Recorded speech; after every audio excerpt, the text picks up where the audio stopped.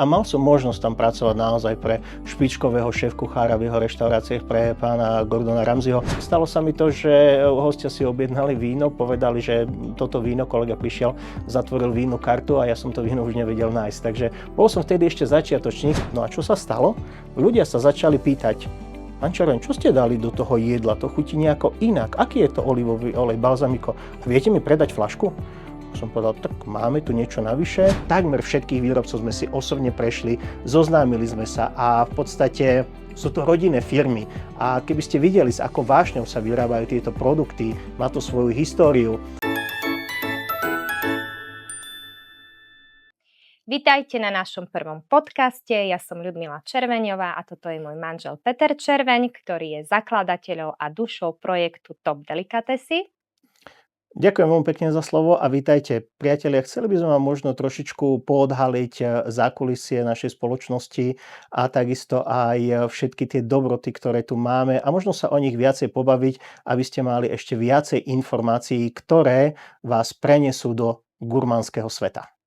Tak na úvod je dôležité povedať, prečo vlastne vznikli tie podcasty a čo chceme týmto podcastom poslucháčom povedať. Tak, ako som povedal, radi by sme vás preniesli v rôznych témach. Môžeme sa pobaviť o rybách, môžeme sa pobaviť o olivových olejoch, o balzamikách. Tých tém je naozaj veľa, ale hlavne vy budete mať príležitosť nám klásť otázky a my sa budeme snažiť na ne odpovedať, aby ste sa dozvedeli to, čo potrebujete.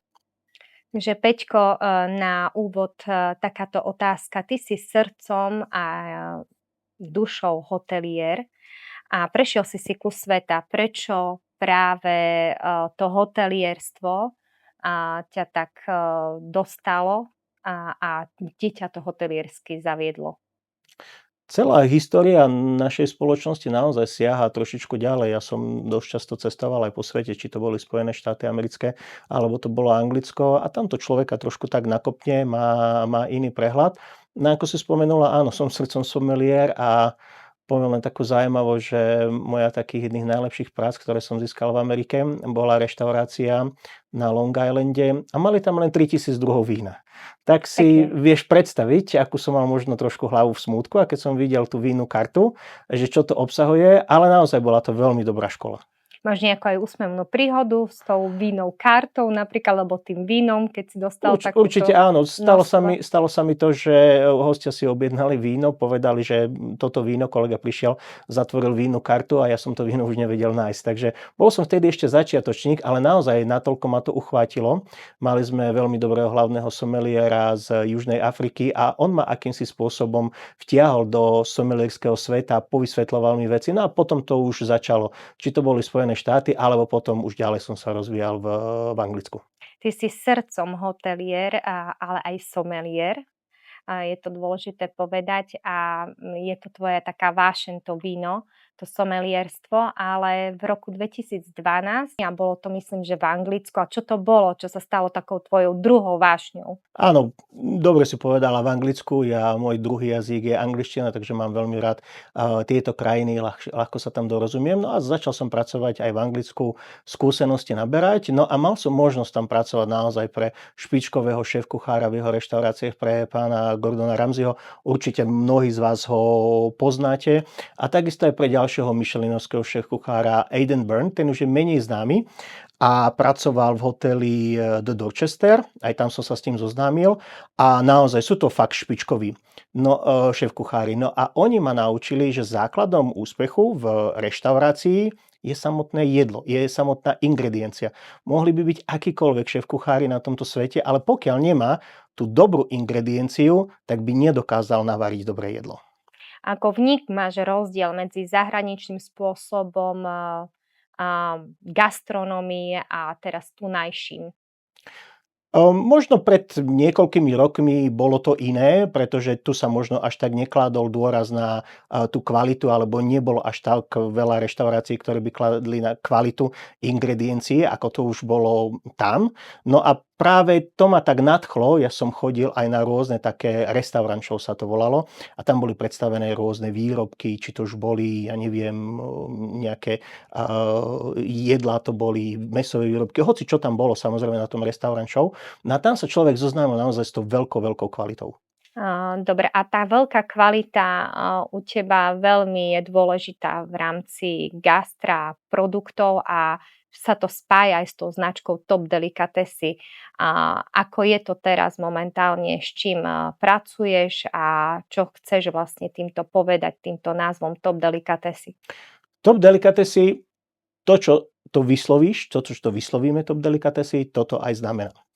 Ja by som ešte sa trošilinku vrátil do tej histórie, kde na tej spomínanej Restaurant Show som privoňal, doslova do písmena privoňal k olivovým olejom. Dobre, víno, moja vášeň, ale trošku ma uchvátil jeden stánok s olivovými olejmi. Predtým som vôbec nemal nejaké skúsenosti s týmto zlatistým mokom, ale bola tam jedna veľmi milá pani, ktorá mi to vysvetlila a čo bolo na dôvažok, ešte zaujímavejšie, to neboli olivové oleje z Talianska, Španielska, Grécka, ale predstav si, že to boli olivové oleje z Jordánska, z Palestíny, takže naozaj z úplne iného súdka a to ma možno na tom uchvátilo a tam mi aj ona vysvetľovala množstvo vecí.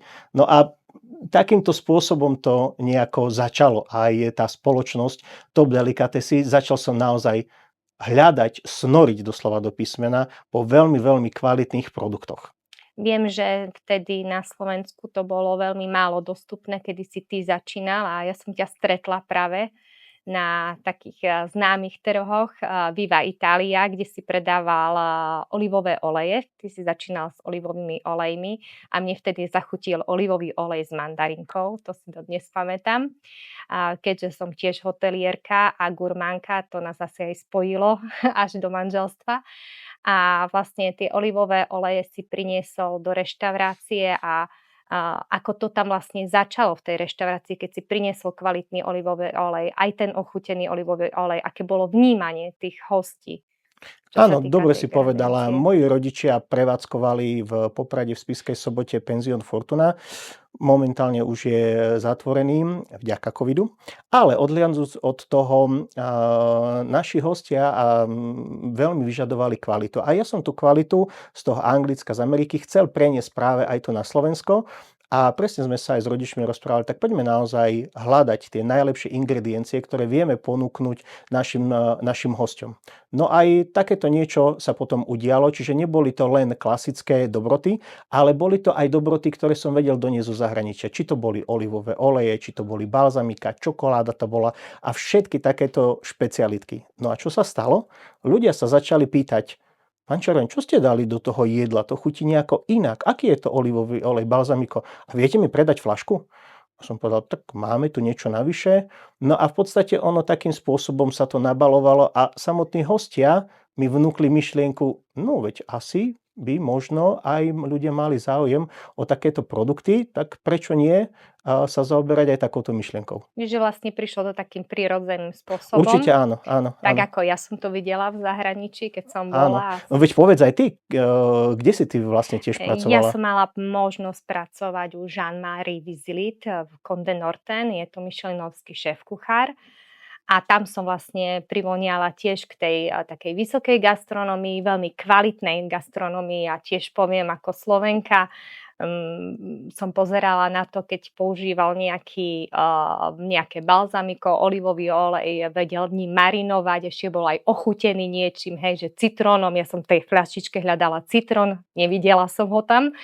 Takže vlastne nevedela som, ako ten proces prebieha, ako sa dostane ten citrón do toho olivového oleja, ak je ochutený a fascinovala ma tá chuť a to všetko, čo sa dá urobiť s tým jedlom. A dôležité je povedať to, že to spájanie chuti, to vlastne, tam vlastne tá francúzska kuchyňa ma veľmi uchvatila. A vlastne aj ty si to priniesol tu na Slovensko, tie olivové oleje, balzamika, kedy vlastne si začal tým pracovať.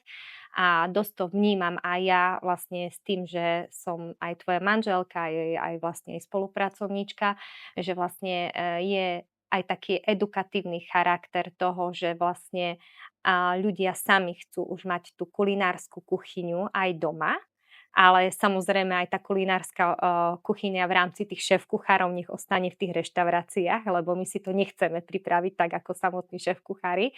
To je ich Ani by sme umenie. to až tak Áno, nezvládli. tak presne. Ale niečo také maličké kulinárske v rámci takej domácej kuchyne je fajn a myslím, že od toho sme aj tu. Však, Peter? Ja poviem ešte jednu zaujímavosť, teraz ma napadla jedna myšlienka. A keď som pracoval pre šéf-kuchára Aidan Byrne v Dorchesteri, on vydal kuchársku knihu. Ale poviem ti, že tá kuchárska kniha bola taká, že to by fakt zvládol len šéf-kuchár. Čiže dobre si povedala, že nechajme šéf-kuchárov, nech si šéf-kuchári varia svoje delikatesy, ale našou úlohou je to, že my varíme na Slovensku naozaj tú tradičnú kuchyňu, ale ľudia by chceli variť aj možno niečo modernejšie. Veď dnes z tých receptov je XY na internete, na sociálnych sieťach, ale častokrát je aj problém sa dostať k dobrým surovinám, k dobrým Áno, ingredienciám. nie je losos ako losos. Presne. A práve tu vstupujeme my, že my vieme ponúknuť a chceme ponúknuť ľuďom, či sú to nejaké čerstvé potraviny, alebo sú to nejaké trvanlivejšie olivový olej, balzamika a tak ďalej. A jednoducho doma, že si vieme pripraviť naozaj zaujímavé, pútavé jedlo a urobiť si ten nedeľný obed naozaj niečím veľmi zaujímavým. Tú grilovačku v sobotu napríklad vieme si zase pozvať priateľov a zase je to niečo zaujímavejšie. Takže Áno, a to použiť tam napríklad balzamiko s javorovým sirupom, napríklad, hej, áno, takže takýchto áno. špecialití samozrejme máme tu veľa. No a presne o toto ide, že aj naši zákazníci nás naozaj častokrát edukujú. Nevieme všetko a môžeme sa takto Áno, sú šikovní. navzájom učiť. A budem veľmi rád, ak nám napíšete nejaké veci do komentárov, takže kľudne pýtajte sa a veľmi radi odpovieme na vaše otázky. Takže budeme sa určite tešiť. Určite takisto. Podcasty by sme chceli robiť vždy, čo vás bude zaujímať, možno v rámci nejakej sezóny, keď bude nejaká sezóna, takže môžeme sa vždy k takémuto niečomu venovať a určite budeme mať aj veľa zaujímavostí z našich potulkách po celom svete. Nebolo to len o Amerike, ale boli sme navštíviť, poviem už len toľko, boli sme navštíviť rôznych výrobcov olivového oleja, balzamiko, takže prešli sme si naozaj takmer všetkých výrobcov sme si osobne prešli, zoznámili sme sa a v podstate sú to rodinné firmy a keby ste videli, s akou vášňou sa vyrábajú tieto produkty, má to svoju históriu, tak naozaj človek potom pochopí, že čo je kvalita a ako sa pristupuje k daným potravinám. Priatelia, ja sa osobne na vás budem veľmi tešiť, Ja Ľudka, takisto. povedz ty, takže tešíme sa na vás, Áno, samozrejme, teším že sa určite. na tieto podcasty. Dobre, tak ďakujem vám za ten prvý podcast, keď ste nás sledovali a sledujte nás ďalej. Určite to bude pre vás aj pre nás zaujímavé a inšpiratívne.